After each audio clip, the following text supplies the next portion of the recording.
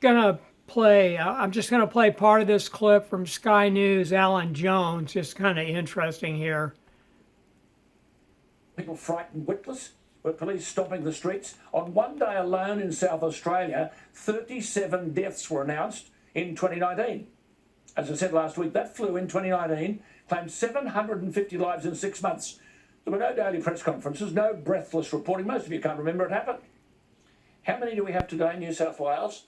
In the alarmism that's taken over, 112 cases out of 46,000 tests. Well, in 2019, New South Wales were averaging 826 infections a day.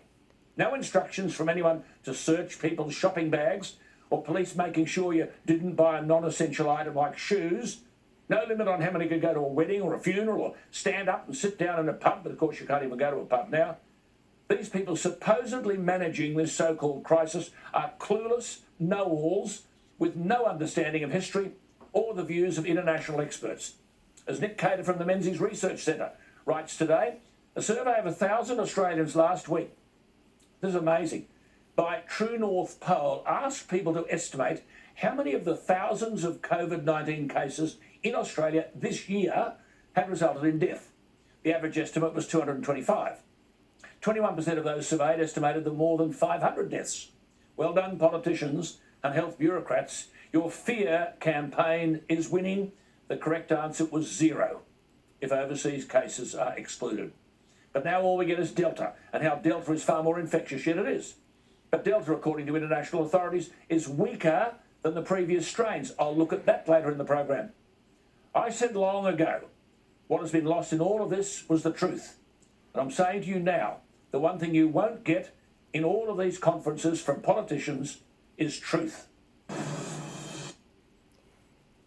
I knew this was something was very wrong when this erupted in February of 2020, and the governor of California closed down the state before there were even 10 deaths in California, supposedly due to COVID-19.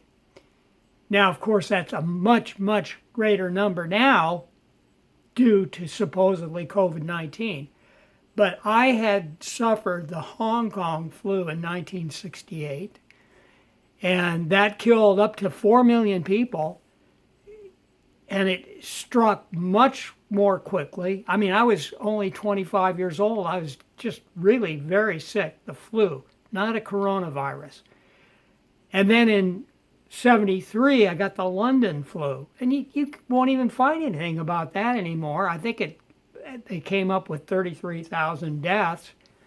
And they just didn't keep on counting. You didn't have a death clock up there on your television.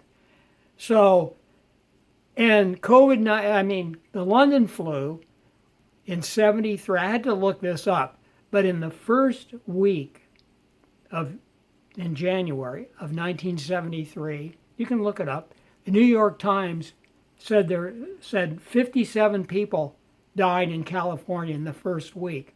Yet when COVID hit, the governor shut down the state before even 10 people had died. I'm going by memory here, and you can check for yourself, double check what I'm saying. We have to always cross-reference and double check because we're living in 1984, a world of lies. But anyway, I just thought this was astounding. What Alan Jones was saying in 2019, things were far worse there in Australia. Far worse. Nothing happened. This is 2019, just 2 years ago. Nothing was done. And now nobody has died.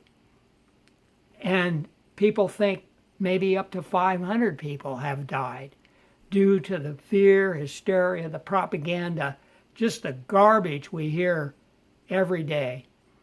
Unbelievable. Anyway, thank you.